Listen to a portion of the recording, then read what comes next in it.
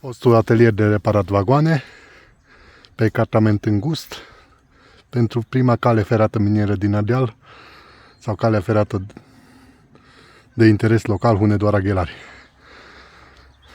Din vecinătatea Castelului Corvinilor, din municipiul Hunedoara. Cartierul Bănie din Valea Zlaștului. Ghereta de pază de la depoul de cale ferată îngustă. Aici erau depozitate locomotivele. Clădirea datează încă din anii 1950.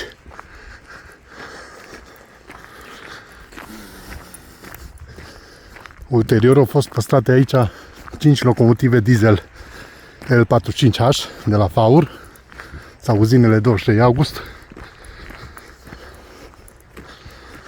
și alte locomotive Reșița cu aburi.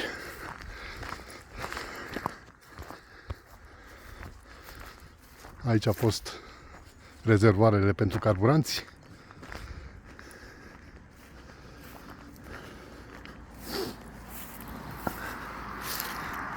Cartierul Bănie, Valea Zlaștului, municipiul Hunedoara.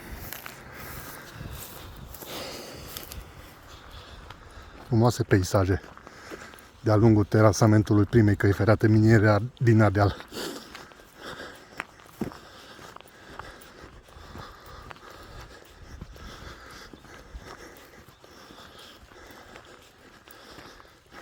Depoul a funcționat până în anul 2008, pe când transportau calcar încărcat de la Gara Mică și transportau către fabrica de var de la Zlaști.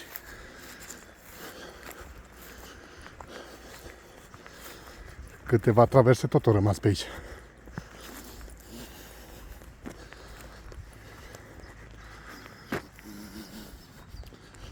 Aici erau și niște vagoane de piatră. Era un triaj aici.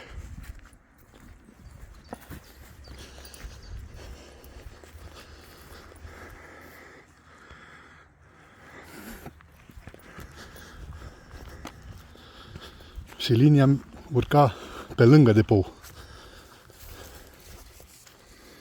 Avem și fauna.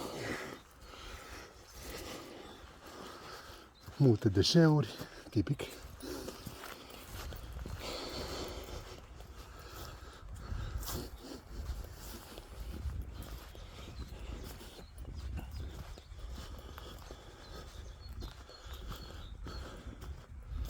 Am o poză din 1996 unde era păstrată o locomotivă diesel și vagonul prezidențial aici pe linie.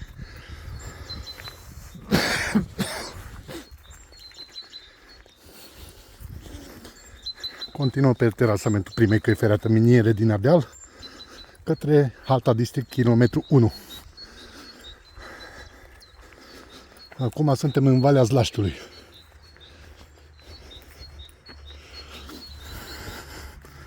Dealul Sânt Petru. Și aici la Halta District au fost păstrate multe locomotive cu abur, Reșița care erau scoase din uz, câteva vagoane de călători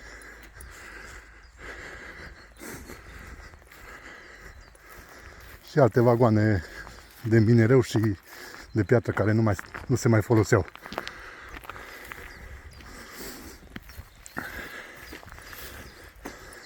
Rambleul ăsta depășește terasamentul.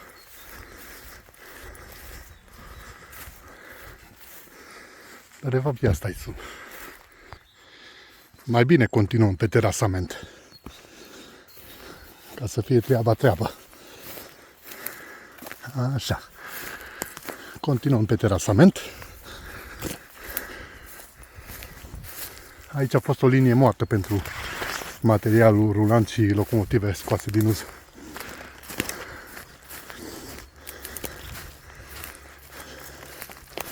Sunt mulți salcâmi pe traseu.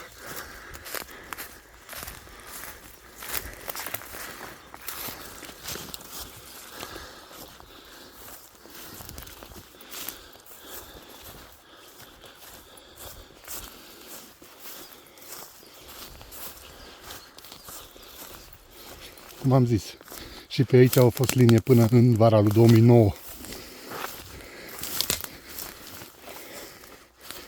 Au casat linia, ne ținând cont de potențialul turistic a acestei rute feroviare pe cartament de 760 de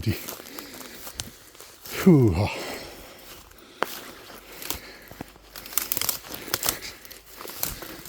Greu.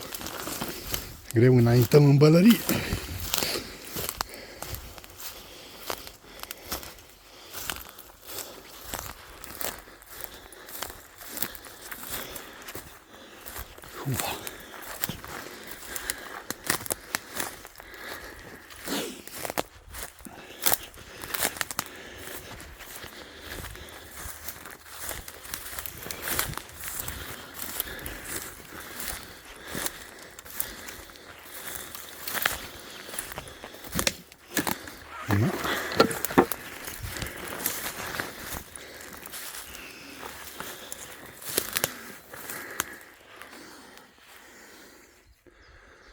Halta District, kilometru 1. Nu mai putem parcurge boscheții de mure.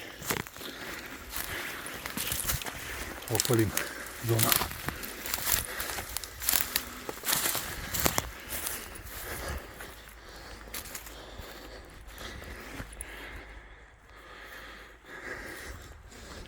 Și trecem pe la Halta District. Casă privată. Aici a fost o ramificație de cale ferată către linia oarbă paralel cu linia curentă.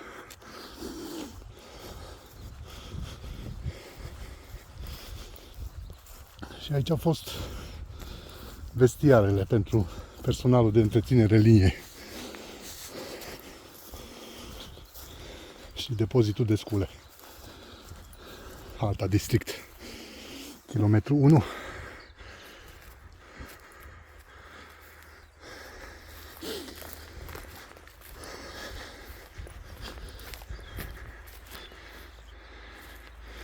Mergem către viaductul Zlaști, podul numărul 2, de la kilometru 1 plus 160.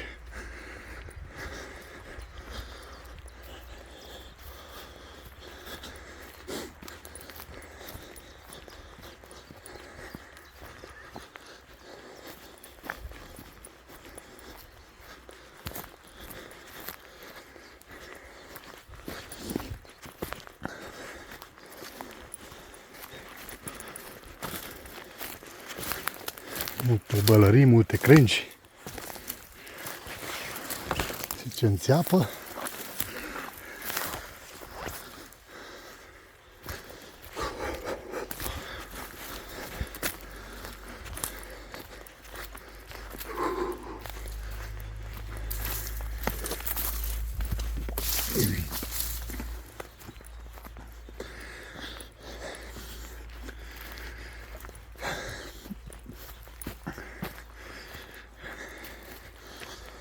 Traverse.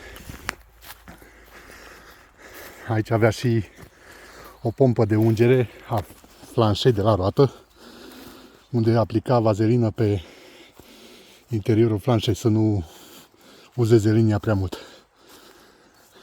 Și am ajuns la viaductul numărul 2, adică podul numărul 2, viaductul Zlaști, în Valea Zlaștiului, kilometru 1 plus 160.